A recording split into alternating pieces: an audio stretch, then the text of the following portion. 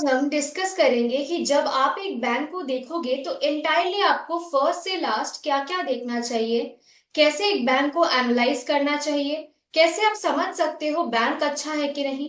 इस पूरे वीडियो को लास्ट तक जरूर देखना ताकि आप समझ पाओ हर रेशियोज और पैरामीटर्स एक दूसरे से इंटरलिंक्ड कैसे हैं। तो चलिए वीडियो को शुरू करते हैं। सबसे पहले अगर एक बैंक के कोर बिजनेस को समझे कि वो पैसा कमाते कैसे हैं, तो बैंक का मेन काम है लोगों से डिपॉजिट लेकर और लोगों को लोन्स देकर पैसे कमाना। इसके अलावा एक बैंक अलग अलग जगह इन्वेस्टमेंट भी करता है, अच्छे रिटर्न्स जनरेट करने के लिए, और फंडिंग भी देती है इंटरेस्ट कमाने के लिए। बैंक के इंटरेस्ट इनकम की पहली अगर बात करें तो एक बैंक तीन जगह से इंटरेस्ट इनकम जनरेट करती है। पहला, इंटरेस्ट ऑन एडवांस यानी लोन देके जो इंटरेस्ट इनकम होता है। दूसरा, इंटरेस्ट ऑन इन्वेस्टमेंट यानी इन्वेस्टमेंट से जो इंटरेस्ट इनकम होता है। और तीसरा, इंटरेस्ट ऑन फंडिंग यानी फंडिंग करके जो इंटरेस्ट इनकम मिलता है। इसके अलावा bank other non interest income से भी पैसा कमाती है, जैसे fees, treasury incomes and commission. ये जितना बेटर होगा ऑपरेटिंग इनकम बैंक का उतना ही बेटर हो जाएगा। इंटरेस्ट इनकम बैंक का अच्छा हो रहा है कि नहीं ये देखने के लिए फर्स्ट हमें ये देखना होगा कि ग्रॉस एडवांसेस कितना हुआ है, यानी बैंक ने लोन्स कितने दिए हैं। जैसे कंपनी में हम देखते हैं सेल्स ग्रोथ, वैसे ही हमें यहाँ ग्रॉस एडवांसेस का ग्रोथ देखना होगा। जिसके बाद हम देखेंगे यील्ड ऑन एडवांसेस, यानी बैंक जो लोन्स दे रही है उस पे वो यील्ड या रिटर्न कितना जनरेट कर रहे हैं। ये high yield with low risk होना चाहिए, पर हम समझे कैसे कि हाई यील्ड भी हो और रिस्क भी कम हो। इसके लिए हम टाइप्स ऑफ लोन देखेंगे। जैसे बैंक अलग अलग कैटेगरी में लोन्स देते हैं, like agriculture, retail, MSME, corporate और होलसेल लोन्स। अगर एक बैंक ज्यादा लोन रिटेल सेगमेंट में दे रही, यानी जैसे home loan, auto loans, education loan, personal loan, जहां टिकट साइज भी कम है और लोन सिक्योर्ड भी है, इसका मतलब वो हाई यील्ड भी एंजॉय कर रहे हैं with low risk.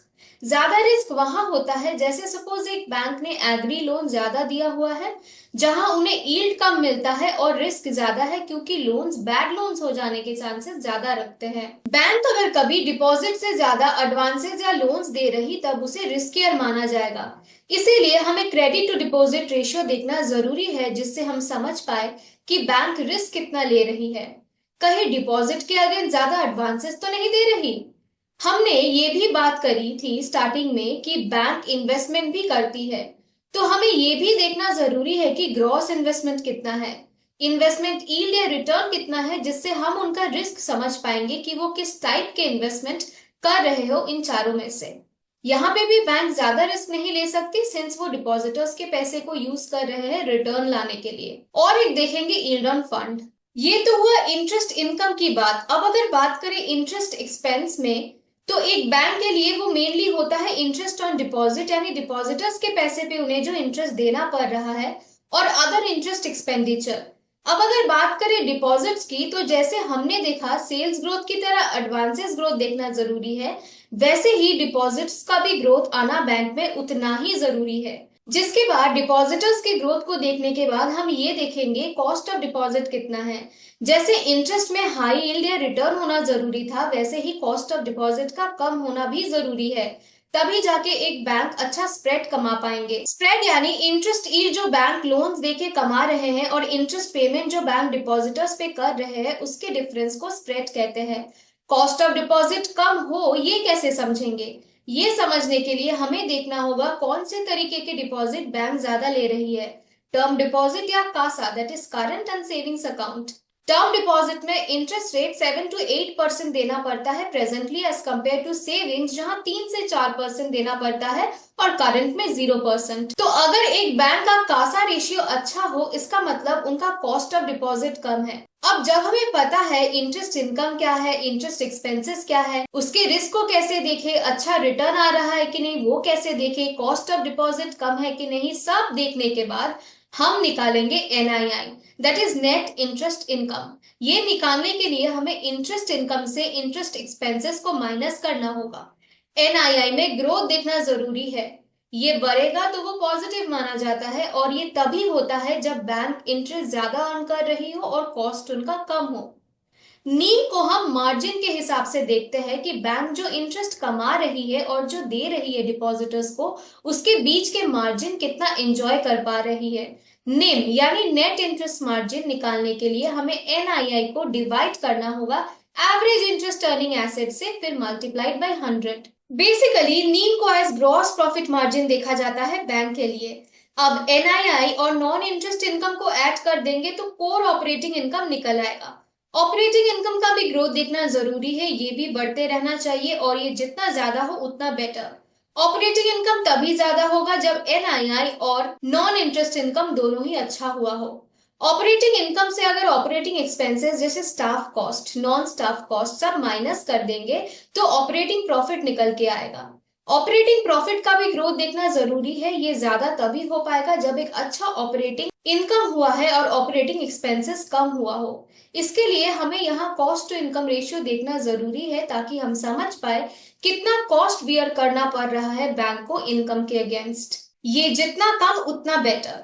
Operating profit से जब हम प्रोविजंस और कंटिजेंसीज को माइनस कर देते हैं तो PBT that is profit before tax निकल आता है। उससे टैक्स प्रोविजंस एंड डिडक्शंस कर लेने के बाद नेट प्रॉफिट आ जाएगा। वहां तक जाने से पहले जो सबसे इंपॉर्टेंट पार्ट है एक बैंक के लिए, प्रोविजंस एंड एनपीएस, उसको लेके डिस्कस करते हैं। सपोज एक बैंक 100 लोगों को लोन देती है, पर बैंक को ये भी पता है कि 100 में से 100 लोग ही लोन शायद से वापस नहीं कर पाएंगे, जिसलिए वो प्रोविजंस करते हैं, सेफ्टी मेजर्स लेकर रखते हैं कि कितना सारा लोन्स, बैड लोन्स हो सकता है। एक बैंक लो रिस्क पे तभी रहता है जब उनका NPA that is non performing asset low है और प्रोविजंस उन्होंने हाई रखा हो। मतलब कि सेफ्टी मेजर्स वो ज्यादा लेके रखे हो पर एक्चुअली में बैड लोन्स क्रिएट कम हो, तभी जाके एक बैंक कम रिस्क में रहता है। जब हम एनपीए देख रहे हमें देखना होगा ग्रॉस एनपीए कितना है, मतलब कि टोटल एनपीए कितना है। ये 2.5% के नीचे होने से अच्छा माना जाएगा।